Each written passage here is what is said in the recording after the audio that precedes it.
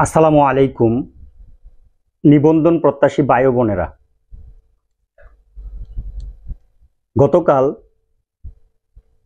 13 জুলাই 18তম শিক্ষক নিবন্ধনের কলেজ পর্যায়ের পরীক্ষা অনুষ্ঠিত হলো।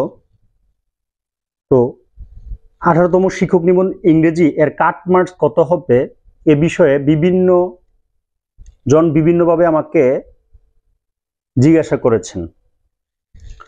তো কাট মার্কস কত হবে এই বিষয়ে আলোচনা করার পূর্বে আমাদের প্রথমে প্রশ্নের ধরন কিরকম হয়েছে সেটা নিয়ে একটু দেখা দরকার। যে প্রথমে যে কোশ্চেনটা আসছে হিস্ট্রি অফ ইংলিশ লিটারেচার থেকে, যেই কোশ্চেনগুলো আসছে যে who are the university wits, discuss the contribution of the university wits to English drama. এটা সববারই কমন কোশ্চেন ছিল, কেননা এই কোশ্চেনটা রিপিট হয়েছে, আগেই ছিল এই কোশ্চেনটা। তো ন্যাচারালি এটা সবাই পারছে। দেন তারপরে যেই কোশ্চেনগুলো ছিল what is romanticism, evaluate the major English romantic poets and their contribution to English romantic poetry. এটা অতটা রিপিট কোশ্চেন ছিল না, কিন্তু কোশ্চেনটা সহজ ছিল, কেননা আমরা রোমান্টিক এজ সম্পর্কে সবাই ভালো জানি।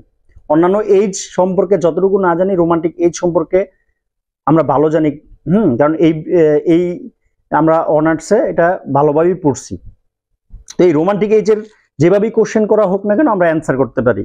তো এটা মোটামুটি অ্যান্সার করার মতো কোশ্চেন ছিল। কিন্তু নেক্সট কোশ্চেনটা যে EM foster symbolism with reference to the Nobel passage to India, এই সিম্বলিজম অ্যান্সার করাটা টাফ। এটা অনেকেরই পড়া থাকে না।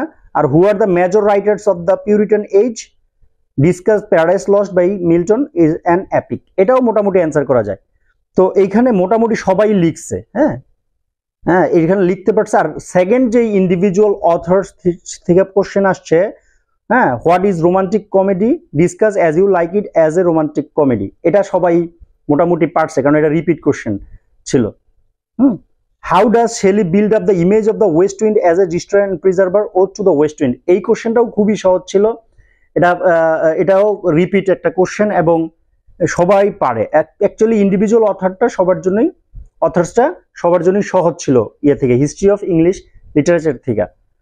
তারপরে how does Swift portray the negative side of human life in Gulliver's Travels, then comment on Shaw's views on love and war in arms and the man. তো এই কোশ্চেনগুলা হিস্ট্রি অফ ইংলিশ লিটারেচার থেকে এখানে 4টা কোশ্চেনই repeat হয়েছে।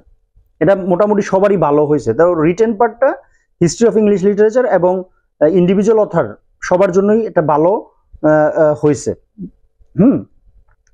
তো তারপরে আসছে 3 নম্বরে ছিল right short notes on the following terms any 4। এখানে যে 8টা ছিল এটাও এখানে 8টার থেকে সবই কমন ছিল সবার। মোটামুটি যে কোনটা রাখা কোনটা লিখবে, এটা এরকমও হয়েছে যে অনেকে 5টাও লিখে ফেলাইছে 4টা লিখতে গিয়ে। এখন সমস্যা হলো 5টা যে লিখছে, একটা কোশ্চেন তো সে বেশি লিখলে মানে এখানে তার সময় চলে গেছে অন্য কোশ্চেন থেকে। এজন্য কি হয়েছে, তার অন্য কোশ্চেন গুলো আর ভালো করে বা বড় করে লিখতে পারে নাই, বা কোনো মতে একটু দ্রুত লিখতে হয়েছে, কারণ তার সময় তো এখানে নষ্ট হয়ে গেছে। যদিও কোশ্চেনটা খুবই সহজ ছিল, প্রত্যেকটা কোশ্চেনকে সবাই মনের মতো করতে লিখতে গিয়া একটা ভালো করে লিখতে গিয়ে তখন আরেকটা ভালো করে লিখতে পারেনি সময়ের অভাবে। সময় দিলে সে খুব ভালো লিখতে পারতো। যদিও কোশ্চেন খুব ইজি, কোশ্চেন ইজি হলে মানুষের মধ্যে আবেগটা বেশি কাজ করে, কারণ তখন সে যেটা ভালো পারে সেটাই খালি বারবার লিখতে পারে। তারপরে যে identify the figures of speech, অন্যান্য বছরের তুলনায় এই বছরের ফিগার অফ স্পিচ গুলো খুবই সহজ আসছে। এবং এগুলো রিপিট কোশ্চেনই ছিল, যেই 3টা প্রথমটা শেষেটা ছাড়া সবই তো রিপিট কোশ্চেন। তো দেখা যাচ্ছে রিপিট কোশ্চেন গুলো যদি বারবার প্র্যাকটিস করি, আমরা যদি বারবার বাসায় লিখি, যেমন আমার এক্সাম বেচে আমি কি করছি এই কোশ্চেন গুলোই বারবার লিখাইছি। কারণ আমরা পরীক্ষাটা তো মৌখিক দিব না, আমাদের রিটেন মার্কসের উপর এক্সাম হয়। তো আমরা যদি বাসায় প্রচুর লিখি তাহলে কিন্তু আমাদের পরীক্ষার কেন্দ্রে গিয়ে লিখতে সহজ হয়। আর আমরা এখানে অনেকেই বলবো আমি ভালো পরীক্ষা দিছি, সে অল্প কয়েকদিন জাস্ট ভাষা জ্ঞান নিয়ে পরীক্ষা দিতে গেছে। কিন্তু আমার সাথে যারা কানেক্ট ছিল আমার এক্সাম বেচে, তারা কিন্তু এই পরীক্ষাগুলা এই কোশ্চেনগুলো বারবার বাসায় লিখছে, আমার কাছে পরীক্ষা দিচ্ছে, সে বাসায় প্র্যাকটিস করছে। তো নিশ্চয়ই তার লেখার ধরন আরো ভালো হবে যে ভাষা জ্ঞান নিয়ে লিখছে আর যে কোটেশন রেফারেন্স দিয়ে তারপরে ভাষায় আমার তৈরি হ্যান্ডনোট গুলা ফলো করে বা তারও নিজস্ব আইডিয়া জেনারেট করে সে বা আমার থেকে তথ্য নিয়ে বা বিভিন্ন বই থেকে তথ্য কালেক্ট করে যে নোট করে লিখছে সে অবশ্যই আরো ভালো করবে। আমার কাছে যারা এক্সাম পেড কোর্সে ছিল তাদের লেখার ধরন এবং তাদের প্রেজেন্টেশন আর তাদের নিজস্ব চিন্তা ভাবনা, মানে আমার হ্যান্ডনোটে হুবহু কপি করছে এরকমটা না, কিন্তু আইডিয়া নিচ্ছে বা তারা কিভাবে রেফারেন্সটা ইউজ করতে পারে বা কোটেশনটা কোথায় ইউজ করতে পারে সেগুলোর ধারণা তো আমার থেকেও নিচ্ছে, তারপর তার বিভিন্ন বই থেকে নিচ্ছে। তাদের লেখা যে আমরা তো তথ্য বানাই দিই, হ্যাঁ আমরা বানাই দিয়ে তারপর লিখে আসি, কিন্তু ওনারা কি করলো আগের থেকেই যেই তথ্যটা অ্যাকুরেট এবং কিভাবে কতটুকু লিখবে এইটা মেনটেন করলো। তাহলে নিশ্চয়ই তাদের পরীক্ষা অন্যান্যদের পরীক্ষার থেকে ভালো হবে, তারা যদি কোটেশন গুলো যদি ঠিকমতো দিয়ে আসতে পারে। তো এখানে সবারই পরীক্ষা ভালো হয়েছে, সবাই বলতেছে আমার পরীক্ষা আমি এত কোশ্চেন সহজ হয়েছে, কিন্তু ব্যাপারটা এইখানে না, ব্যাপারটা হইলো যে লেখ থেকে ভালো পারছে। এখন আমিও লিখছি আপনিও লিখছেন, কিন্তু লেখার মধ্যে কার কোটেশন ছিল বেশি? কোটেশন আমরা এটাই মনে করি যে একটা ভালো খাতা কিভাবে বুঝবেন আপনি একটা ভালো খাতা, আপনিও তো জানেন আমিও জানি, আপনিও কিছু বলতে পারবেন আমিও কিছু বলতে পারবো, কিন্তু লিখতে গেলে প্রেজেন্টেশনের সময় হ্যাঁ এটা তো লিখার উপরে নাম্বারটা হয়, এক্সাম জবটা হয়, কারণ কে কত লিখিত তো পেলো সেটার উপর ডিপেন্ড করে আমরা জবটা দিব, ঠিক না? তো জবটা দেওয়া হবে। তো এখানে আপনি ভালো মানে লিখছেন, ভাষা জ্ঞানে লিখছেন, আপনি সবই জানেন, এখানকার কে না জানে যে ইংলিশ সাহিত্য করছে সবাই সব জানে, কিন্তু লিখছে কে ভালো তার লেখা। এখন প্রশ্ন হলো স্যার কাটমার্কস 60 হলে তো আমিও সিলেক্ট হবো, ঠিক না? যে 60 মার্কস আছে আমি তো সিলেক্ট হয়ে যাব, কিন্তু আসলে ব্যাপারটা হলো এইখানকার 60 মার্কস যারা কর্তৃপক্ষ খাতাটা ওনারা যদি নাম্বার ওইভাবে হিসাব করে দেয় যে ভালো লাগছে তাকে আমরা 60, 70, 80% নাম্বার দেয়, কিন্তু যারা ভাষা জ্ঞানে লিখছে তাদেরকে আমরা কমাই দিলাম। সে যে ভাষা জ্ঞানে লিখছে সেও কিন্তু মনে করতেছে যে আমি লিখছি, আমি খুব ভালো লিখছি, হ্যাঁ মানে সে প্রিপারেশন ছাড়াই খুব ভালো লিখে ফেলাইছে। আর যে খুব রেফারেন্স কোটেশন দিয়ে প্রতিদিন লিখছে সে ধরেন 60-70% নাম্বার পাইলো, তাই সেও 60 পাইলো, আর আপনি কিভাবে তাহলে 60 আশা করেন? মানে যারা এনটিআরসি কর্তৃপক্ষ কাটমার্কস সাধারণত 60 হ্যাঁ এই আশেপাশেই রাখে, তা আপনি বলবেন যে আমি কেন 60 পেলাম না, আমি তো যেই পরীক্ষা দিয়েছি আমি 60 পেতে পারি, কিন্তু যে 60 পাইছে হ্যাঁ সে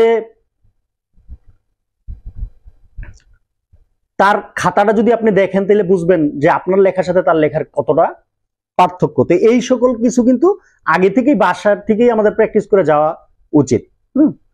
তো তারপরে ফিগারস অফ স্পিচ কিন্তু সহজ ছিল। দেন সামারি আসলে এটা আহামরি কিছু না, এটা আমরা সবাই কম বেশি পারি। তারপরে লেটার টু এডিটর দুইটাই আসছে, দুইটাই সহজ ছিল। আর যে গ্রামার পার্টটা আসছে এটাও অন্যান্য বছরের তুলনায় সহজ আসছে, কঠিন বলার কোনো জায়গা নেই। হ্যাঁ তবুও মানুষ কিছু কিছু ক্ষেত্রে ভুল করতে পারে। যেমন একটা ইয়া আসছে, প্রবাদ বাক্য আসছে, bad workman quarrels with his tools, এটা অনেকের জানা নাও থাকতে পারে। তারপরে এখানে the old man works carefully lest না হলে, এটা প্রচলিত, হি শুড ফল ডাউন, এটা অনেকে জানতে পারে নাও জানতে পারে। আর the car is too costly to buy, এটা অনেকে দিয়ে আসতে পারে, এটা কিন্তু বাই কার জন্য কস্টলি, ফর মি, এটা অনেকে সমস্যা হইতে পারে। তা এমনি ওভারঅল গ্রামার পার্টটা সহজ ছিল, কিন্তু পরীক্ষার কেন্দ্রে আসলে অনেক সময় খেয়াল থাকে না, আমরা অনেক কিছু ভুল করি যেগুলো আমাদের বাসার বেশি থেকে বেশি এক্সামের মাধ্যমে আমরা ওভারকাম করতে পারি। তো এখানে সর্বোপরি কথা হলো কাট মার্কস আমরা ধরেন 60ই ধরলাম, অনেকের 60 ধরাতে অনেকেই কথা আমি তো কোয়ালিফাই, কারণ 60 পাইতেছি, হ্যাঁ আমি তো যেই পরীক্ষা দিচ্ছি অবশ্যই 60 পাবো। হ্যাঁ আপনি যদি অবশ্যই ভালো পরীক্ষা দেন এবং আপনার লেখার কোয়ালিটি যদি ভালো থাকে আপনি 60 না 80ও পাবেন, কারণ 80ও পাইছে। হ্যাঁ 17তম নিবন্ধনে সর্বোচ্চ মার্কস 80ও ছিল, কিন্তু এটা খুবই রেয়ার কেস ছিল 80। হ্যাঁ তারপরে 70, 75 এগুলোও খুব রেয়ার ছিল। এভারেজ রেজাল্ট ছিল 64, 65, 66, 67, এই সকল রেজাল্ট গুলো ছিল এভারেজ রেজাল্ট। হ্যাঁ আর একেবারে যারা 60, 61, 62 এগুলোও খুব বেশি ছিল। যেরকম ধরেন যারা 64, 65 পাইছে তারা এভারেজে 40-50 ভিতরে ছিল। 40-50 মানে যারা 281 জন যে কোয়ালিফাই করেছে গতবার 17তমতে, এর মধ্যে যারা 64, 65, 66 পাইছে তারা দেখা গেছে যে 100-র ভিতরে ছিল তারা। হ্যাঁ, আর খুব ভালো মার্কস 81, 70, 80 এগুলো খুব রেয়ার পাইছে। তো যারা রেয়ার পাইছে তাদের লেখার ধরন কতটা ভালো, আর যারা 64, 65 পাইছে তারা মোটামুটি ভালো পরীক্ষা দিচ্ছে, সেজন্যই তো পাইছে। হ্যাঁ, তো আপনার পরীক্ষা আপনার মতে ভালো হয়েছে, কিন্তু এটা কি খাতা দেখলে বোঝা যাবে, অন্যদের খাতা দেখলে বোঝা যাবে আপনার পরীক্ষার ধরন কেমন হয়েছে। আশা করি ব্যাপারটা বুঝতে পারছেন, কাটমার্কসের বিষয়টা, যে আমি 60 হইলেই যে আমি কেন কোয়ালিফাই করি না।